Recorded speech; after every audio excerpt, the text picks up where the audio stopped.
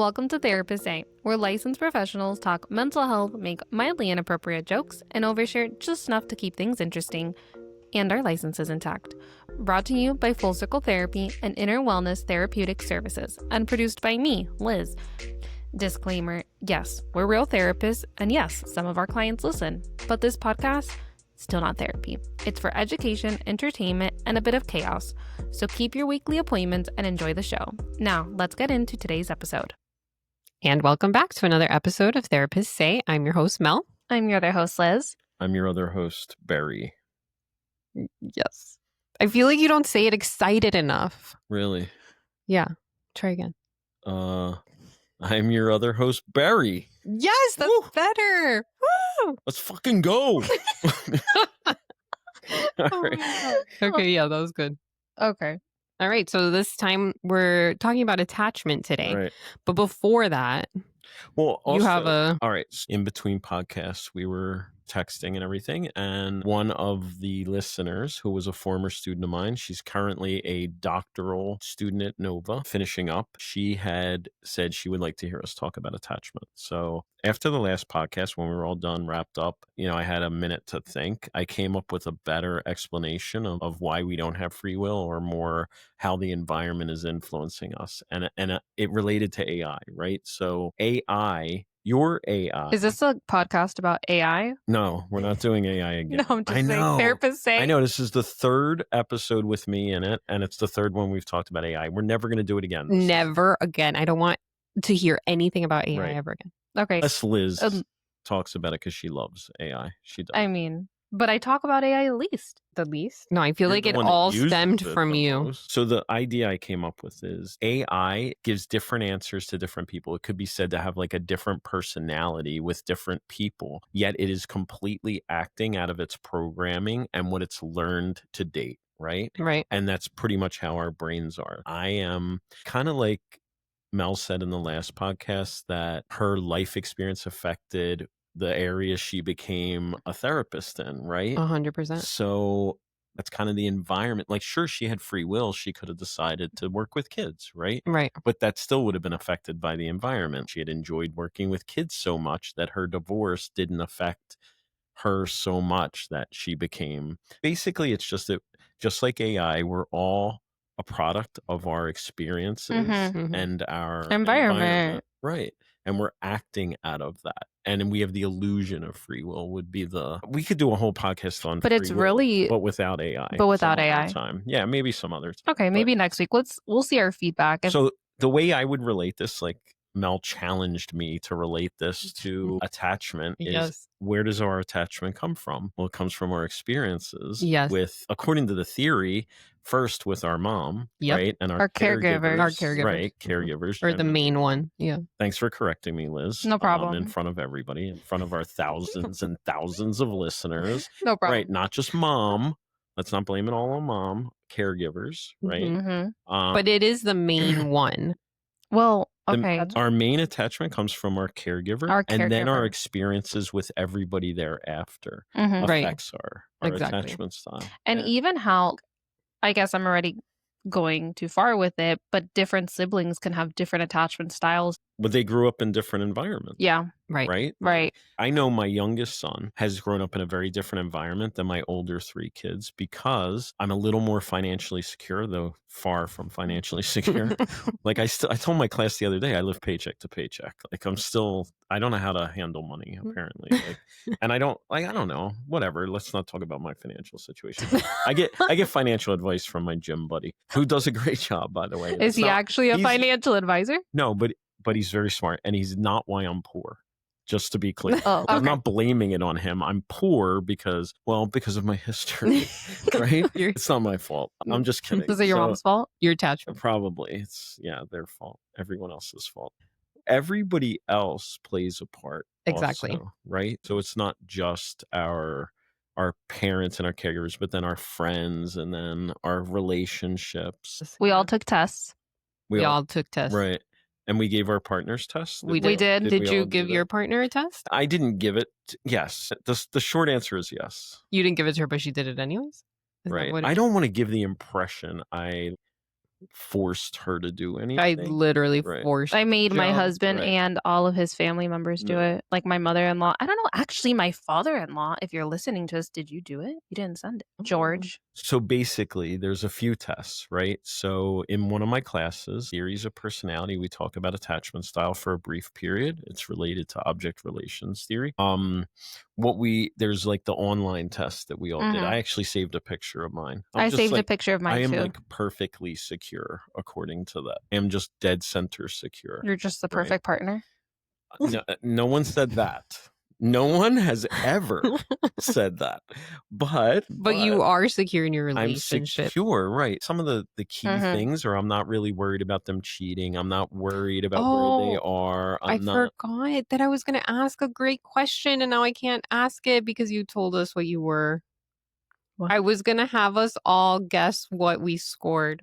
Oh, Oh, but we told him ours. did you? No, Did I? I didn't tell don't him. Oh wait, okay, so guess me and Mel's. Oh, okay, fine. Oh, but Oh, now so I'm it's just on me. mad. Yeah. Now I'm mad What I would you can't have guess him. Well, no. What would you have guessed? You probably already had an idea since you thought of this. What would you have guessed for me?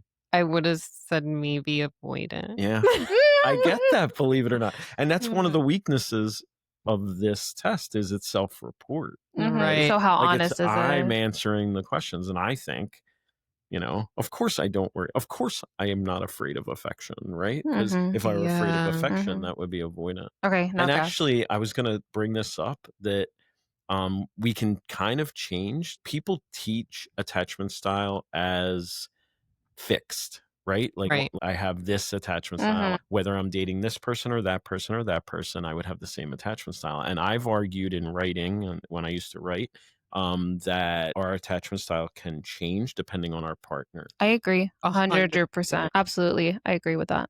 You agree? I have so much to say about this. I know. I was so excited for this topic because I feel like this is the one that could get us in trouble with our partners. I actually asked Joe, is it okay that I talk about how we scored on the attachment? And he's like, yeah, of course. Openly. I don't have a problem with it. And I'm like, well, we're going to put that to the Did you ask test. him if it was okay to talk about your previous marriage and I how you have. scored on that? I actually asked him that question before we even started the podcast because that was one of my fears. I told him we're going to start this podcast and my past relationship and my divorce and like my past experiences like are probably going to come up. Are you okay with it? And he was like, yeah, totally. So I got permission. I wonder if he remembers though that he gave me the permission. Right. We'll see. There's this thing called the empathy gap where I believe I will behave a certain way in one state of mind, and then when it happens and I'm in a different state of mind, I behave differently. So yeah, we'll see. We'll see. We'll see. It'll be put to the test. All right. So we were guessing. So Yes. what would you guess for me? I would not have guessed avoidant, actually. Okay. I wouldn't have. Okay. What's your guess? That's fine. I don't know now. I don't remember the option. Really like this, Mel. I think this was a good way to approach it. The general options are avoidant, anxious, or secure. No, I would have There's guessed. also disorganized, and then some people break the anxious one down into, I think the picture does. I would have to look at the preoccupied, I think, was Right, preoccupied. Can you give our audience like a super quick explanation of how each one behaves? Okay, Just yeah. so they like kind of understand. So I think we've secure seems pretty self-explanatory, but people that are secure, they don't really worry about their partners cheating. Cheating. Where'd that come from?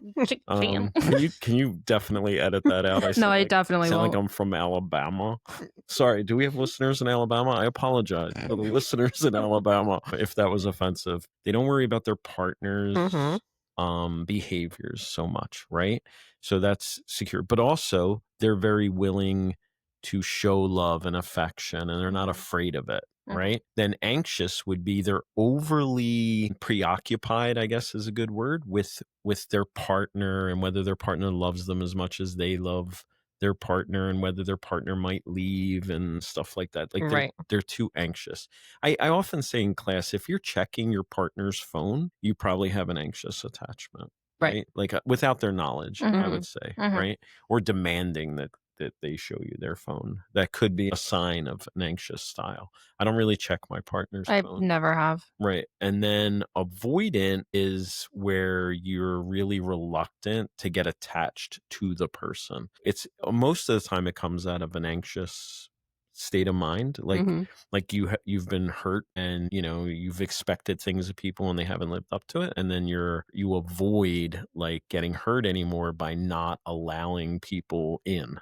Right. So that, I would say, that's the brief explanation. Mhm. So I think it's interesting that you said avoidant. I have been accused of that.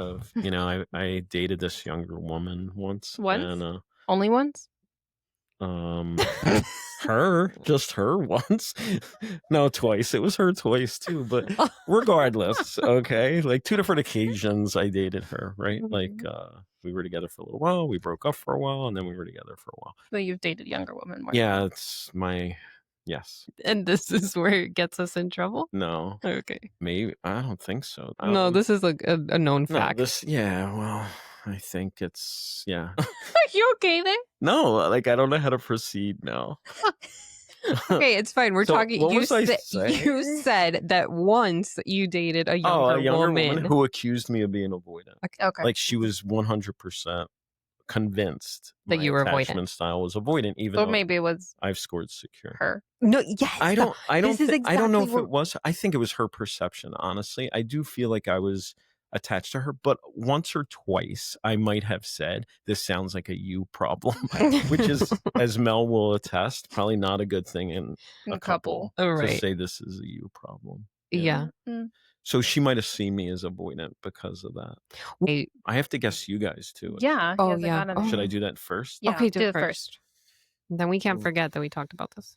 All right. Damn. All right. So I'll start with Liz. I try to believe the best of everyone. It's okay, be Right. honest. And I think, Okay. But just be honest. although I see you as maybe more anxious than average, being an anxious person doesn't necessarily mean you're anxiously attached. Mm-hmm. So Because we're talking also about relationships. Right. That's what we're talking about. We're not talking atta- about the way you function in life. Exactly. Like I had to clear this up the other day because somebody was saying they were conflict avoidant, Mhm. but that didn't make them avoidant style attachment. Exactly. You get what I'm saying? Yes. Like I can Right. avoid conflict, but not be attachment, Right. like Not- avoidant attachment Mhm. style. So I guess from the limited, amount I know you and Eddie, I would say you're in the secure range, but you lean toward the avoidant side of the secure range. I think I would guess. Correct. Right? You are correct. Oh, ding, ding, ding. Ding, ding, ding. And I would say the same for Mel with Oh, Joe. I would say interesting. she scores in secure, but if I were plotting you guys on that 4-quadrant see. test that Yeah, we let's took, see. I would put Mel closer to avoidant than you. Like I see you as leaning toward avoidant, but I see her as much closer to avoidant. Okay, well, this is the thing. Oh wow. It's the Oh opposite. wow, it is the opposite, but you're both pretty close to avoidant. What the hell happened? I'm to you? very. What happened to you? Did your Who mom hurt you?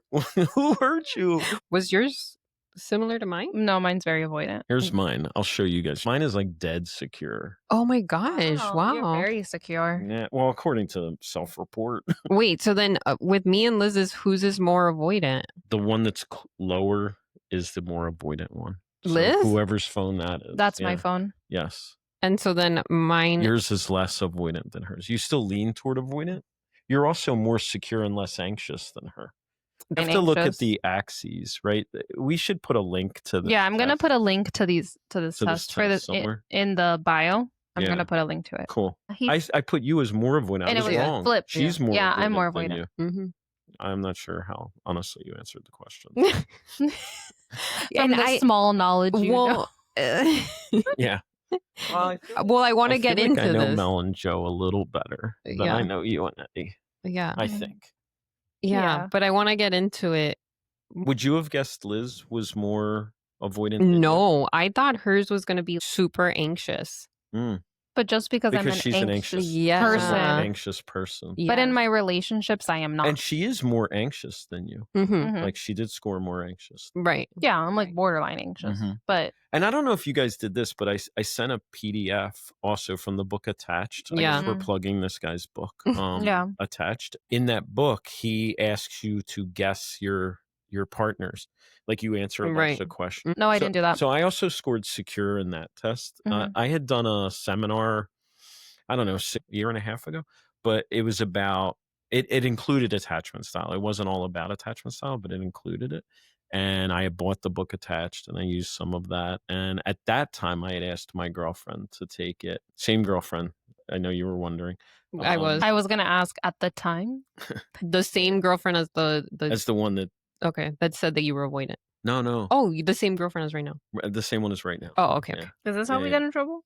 3 years. No, it's fine. Okay. We were just confused in the timeline. So at the time, I would have guessed that my girlfriend was avoidant at that time. Oh, okay. I felt like she was avoidant. She has some avoidant behaviors, in my opinion. But when I took the test rating her, I rated her as actually secure.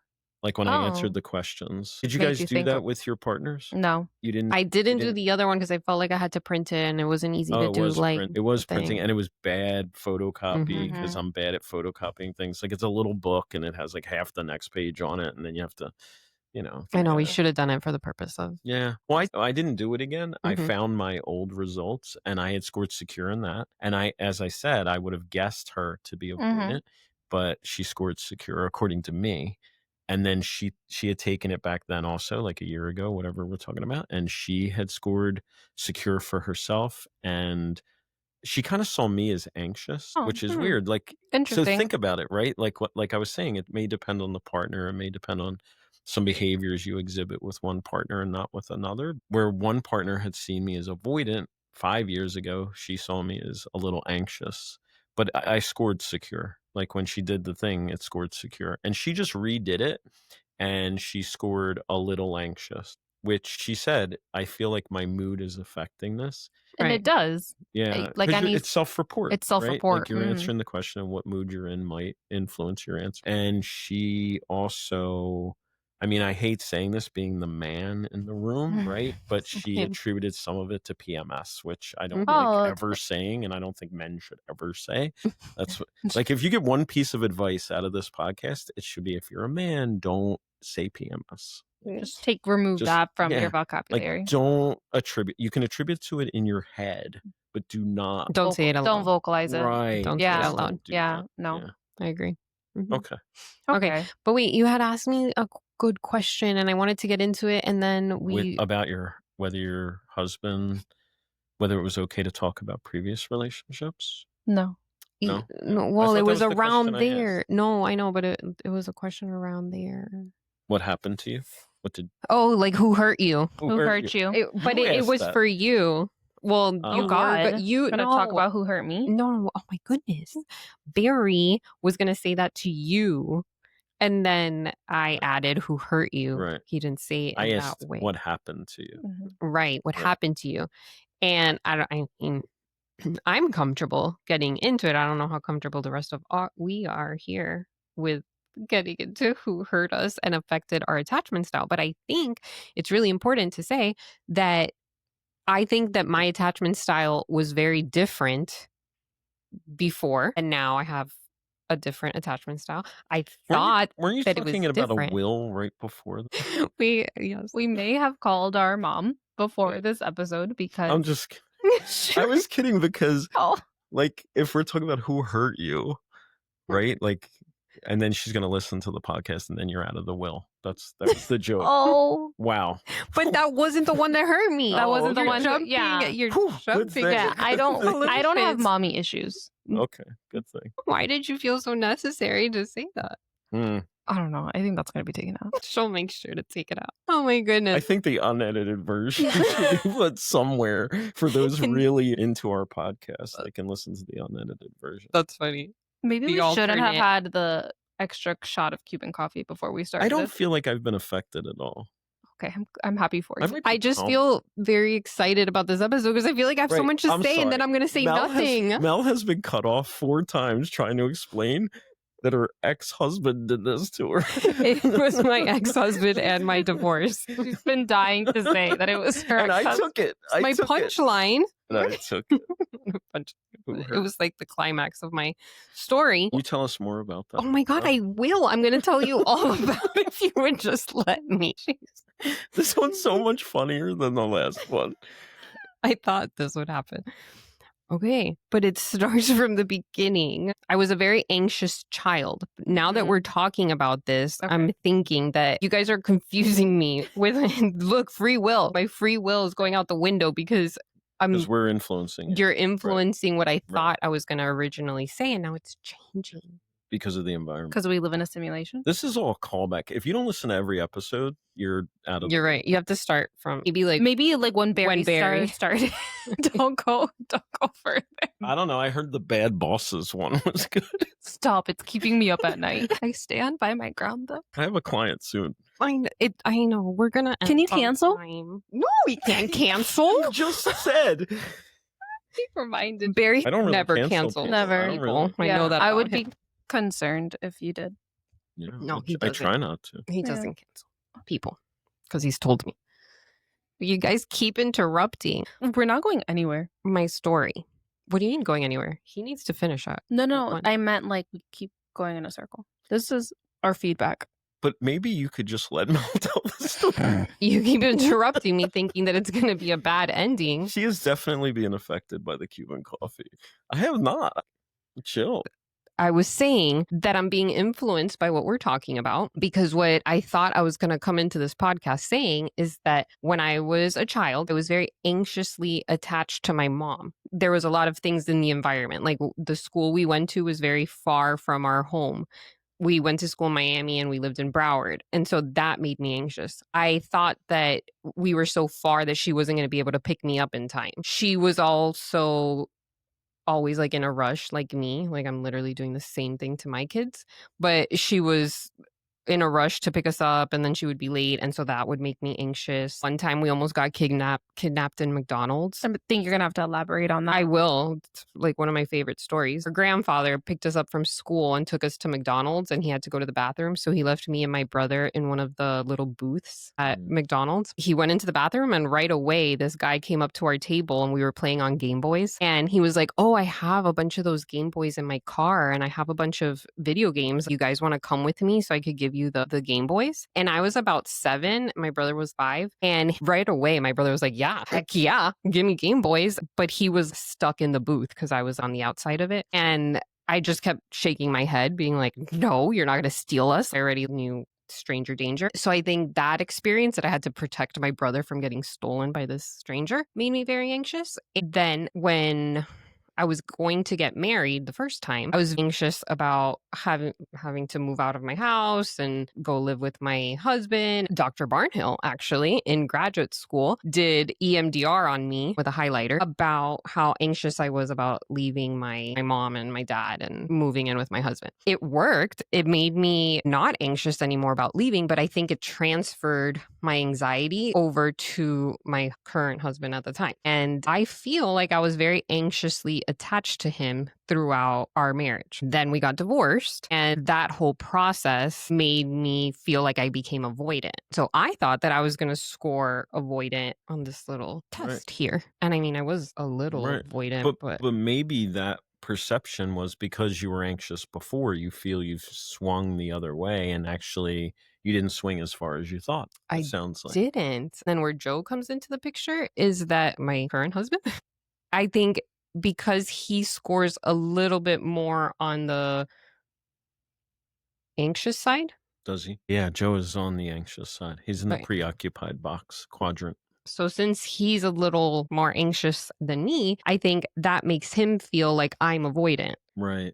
So then I started to believe that I was avoidant. But maybe you are. Because one of the secure. One of the interesting things about attachment style is anxious people are attracted to avoidant people. And for some reason, avoidant people are attracted to attached. Like that's kind of what the book Attached is about. The only reason I bought the book and read it was clients were quoting it to me and I needed to know what they were talking about. I mean, I know the attachment styles, like I teach this stuff, but so many people were referencing that book that I went and got it and read it. And it's a good book.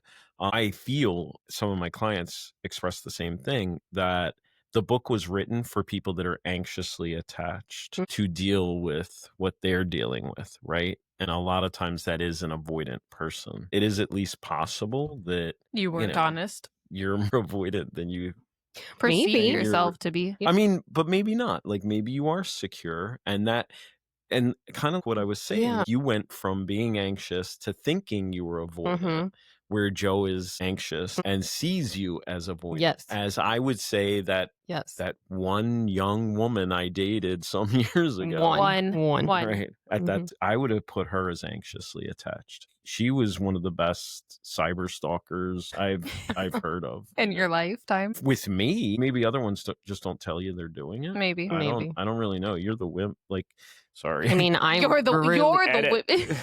What I meant was I tend to find that's more common in my clients with women. Yes. Like, women are really good at finding out They can find everything about your anything. history. That is true. I could find anything. And I've known others since then, women, not that I've dated, but that have been my clients, or there's one in a group that I run, that she can find out anything about anybody, I feel like. And, I don't have that skill. Actually, a male client said to me yesterday that he kind of stalked his girlfriend. It's not really stalking. I think that's another word people are misusing, right? He created a guest account or something and looked at her TikToks. Like, to me, that's not stalking. He's blocked. Well, it's his ex. They don't have...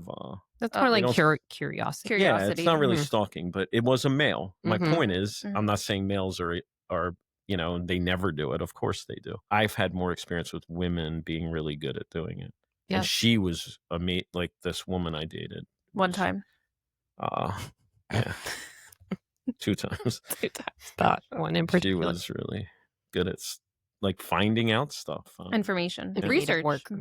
I'm very good at research. Really? And you're not anxiously attached? I'm not. With Eddie, with my husband, came out as secure, the most secure person in the world. What would you have guessed for him?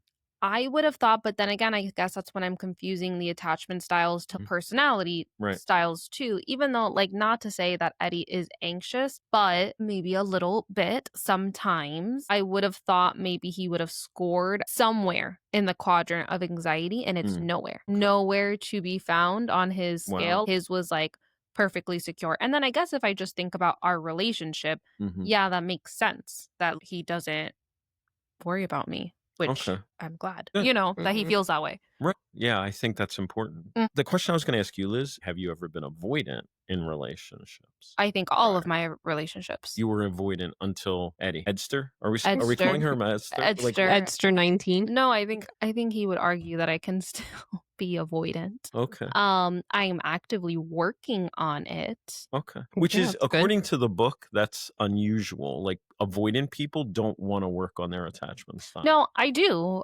You're the good kind of avoidant, because there's the anxious avoidant, and then there's dismissive avoidant. Dismissive avoidant does not work on their... they're like, this is a you problem. No, I don't. I know it's a me problem. Right. And it has to do from my life experiences. Wait, am I the... Are you the bad type? Am I the bad type? No. Oh, no. I don't think so. But because I'm in the secure. Yeah, you're secure. I'm in the secure. Yeah, but we don't know how honest this narcissist was. You really don't want to believe. Did you also have like whiskey before the podcast or what? Truth serum? I know. What's up with her? Does Cuban coffee do this to her? Yeah. I swear, I'm like cracked out right now. This isn't even... People have warned me about Cuban coffee because I'm a gringo, right? You're a white guy? Yeah, I'm like... But you didn't have coffee before this. I've had like coffee. 3 shots of coffee at this rate. Okay, but... You had water. It has had like 0 effect on... Because you had water and then the shot. All right. I guess I'm just like comfortable now. Okay. I just think it's possible there's a whiskey bottle somewhere in the glass It's not. hidden that she's like, I'm going to call Mel a narcissist.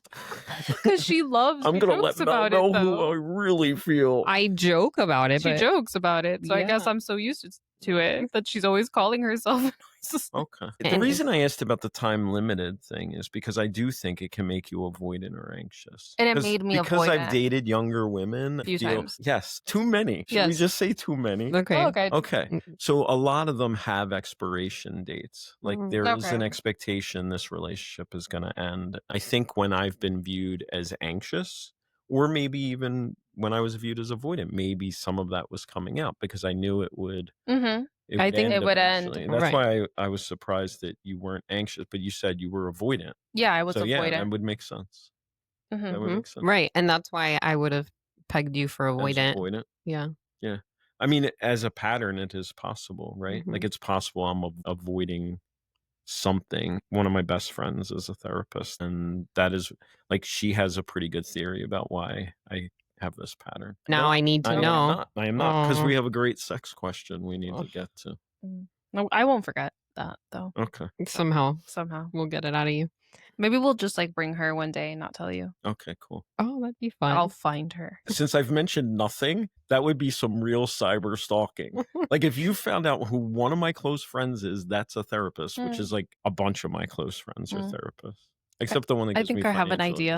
advice. I think I have Okay. a good idea. Moving on now. You'll just invite them in one day, and I'll be like, Oh my No, god, we I'll could do that in here. No, I'll just Like a open the surprise window. thing. We have a two-way mirror in Right. here, and I'll just open it and like a. All the women you've ever dated. Oh my- in one room. it's not that many. Mhm. No. Mhm. There are people that would argue that your room isn't big enough over there. We'll have to do it the other way. I've been around. You've been around. Oh, that's not what I was gonna say. That was not how I was gonna finish the sentence. I meant like on the planet a good while. All right. What's the sex question? All right, we got to get into the sex question. Yeah, we have to wrap this up. All right, how are we gonna tie in this sex question to our attachment? Well, I'm assuming the person asking is in a serious relationship, Yeah, because the question kind of leaned that way, didn't it? yeah. Are we gonna say who asked it? Yeah, we have to, because we called out Edster last shit. episode. All right. Sugar Candy Zero Oh boy. wants to know what's the correct number of times you should be having sex with your partner. Just all the time. Like, just don't. I have so many funny answers to this. Oh, right. Like, I was just we gonna want to say know all the I was just answers going to say something like 7. Like, no other context. in a week. No, that's what I mean. Just 7. 7. Like, All right, let's talk about in a week. I think also just always. Always is another good answer. Just always. How often should we? Always. In a week. your manness Always. How often in a week? Is that the question? Do we want Question. serious answers? We want all the answers. Okay. Is it how In many a- times a day? What is the question? All right, that's it. I'm at a funny answer. Now let's get serious. Okay. So it was a little more broad, hmm but I'm going to say in a week, how often should you be having sex? Okay. All right. I Why- thought you were actually going to give an answer. Please, Mel. Oh, I think, yeah. I mean, I could go and give an answer because this is my favorite topic with my couples. Sex? Because, yes, sex, it comes up every single time, especially because I'm huge I on the think- emotional needs questionnaire. I think as a throwback to the first episode I was Yeah. a guest in, you said sex came up and you were like, this is my jam. This is my jam. And Liz said sex, just like she just did.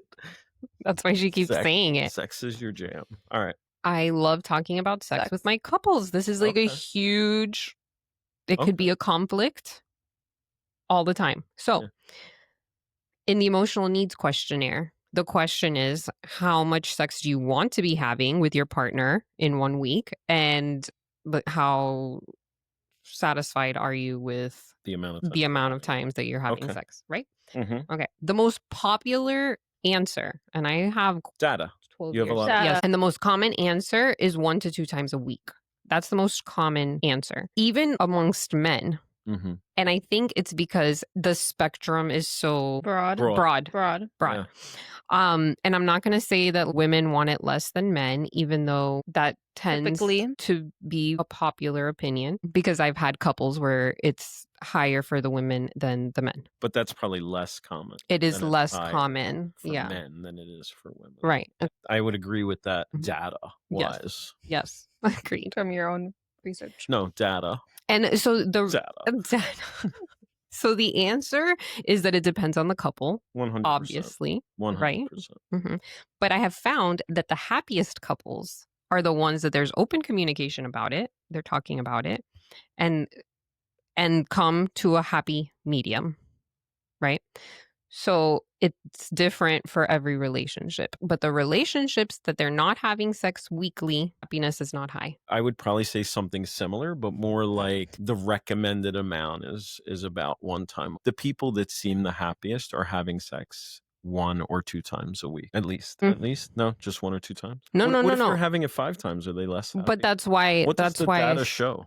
well, it depends if that's what they want. what they want, They both want. what they both Right. want. But what if Yeah. one wants more than the other? Then they have to come to That's a happy always- medium. Yeah. Yeah. I feel like I said that like the very first episode I was on. I Mhm. feel like I said Esther Perel says that you rarely find a couple Right. that finds it the same amount of. Mhm. They want it the same amount of time. Yeah. So And I think it is a negotiation. Exactly. Like there has to be a compromise. Yeah. Right. exactly. That's what I was going to Someone say. shouldn't get it every time they want it. Like no one should have to acquiesce to the Mhm. other person all the time, but there should be, a healthy compromise Exactly. between the two people. That would be my answer. Exactly. Mhm. Right. Yeah. That's what I was going to say. Has to be a compromise. And Esther Perel would say there's other options. You know what I mean? Like Mhm. she's very open-minded to open relationships, and if everybody's informed and everybody's willing. Right. Yeah. And that's why the communication is so I mean, most important. people would find that a difficult. Like I've known people that have been in polyamorous relationships, Right. and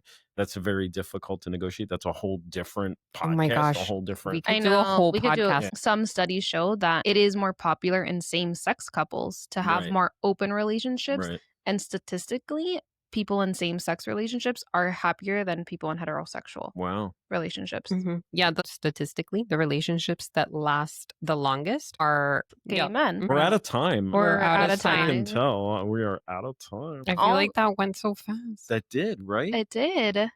This was a good one. Did we cover everything we wanted to This is a good cover? one. We might have to do we a part should, We two. should get Liz drunk before every episode. Liz isn't drunk. I'm really kidding. It's like 1 PM on a Friday. It's literally, Um, Well, happy we hour. we are kidding, but Oh. like maybe she should have a shot of Cuban coffee. Or Do I don't make know. it Maybe spicier? it's the topic. Maybe I'm looking at all the variables. Maybe me having bullet points makes it less entertaining because I come in like these are the bullet points I have to hit. We literally just kind of winged this one. Yeah. Well, And let's it was see what much the better. feedback Let's is. see what Yeah. the feedback. All right, we'll see what the feedback is. They're gonna be like, kick Liz off. No. Liz is canceled. Just Mm. kidding. No way. You're No. integral to this. Yeah, It's your equipment. it's true. You guys are gonna be like, what Me the- and Barry would just like record ourselves on the phone. On the phone, like put it Hey, guys. together. Figure out how to put this together. Use AI. Exactly. All right, that's it for AI. No All more right, AI. no more. Never again. We will never talk about AI. All right. Ever again. Sex, possibly. Oh, yeah. Oh, for sure. For sure. Okay. I think we should come back to that. At some I think we that need was a great to. question. Yeah. So on Spotify and Apple, you guys can leave us questions and feedback, not just on our Instagram about this specific episode. So if you want us to elaborate on something else, you should Yeah. do it there. I really, and I love this about your podcast before I came on. You guys were about them. yeah. Right? Like I asked you at some Yeah. point, I think, like what's your population? What are you geared to? Yeah, And yeah. it was like your clients and Mhm. people like that. And I love that idea. This should be about them, not Yeah. about Exactly. you know what I mean? What do they want to know? What do they Yes. want us to talk about? Absolutely. I love it. Okay. Yeah. Love All it. right, guys. So That's a wrap. thanks for listening to another episode of Therapists Say. I'm your host, Liz. And I'm your other host, Mel. And I'm your other host, Barry. Good job. More excited. Barry. Thank you. That's what I wanted. All right. Bye. And that's a wrap on this episode of Therapists Say. Your copay is emotional vulnerability and a 5-star review. Whether you're here for the chaos, the clinical insight, or just to feel better about your own life choices, then thanks for hanging out. New episodes drop monthly, so don't ghost us. Follow along and come back for more rants, realizations, and whatever this is.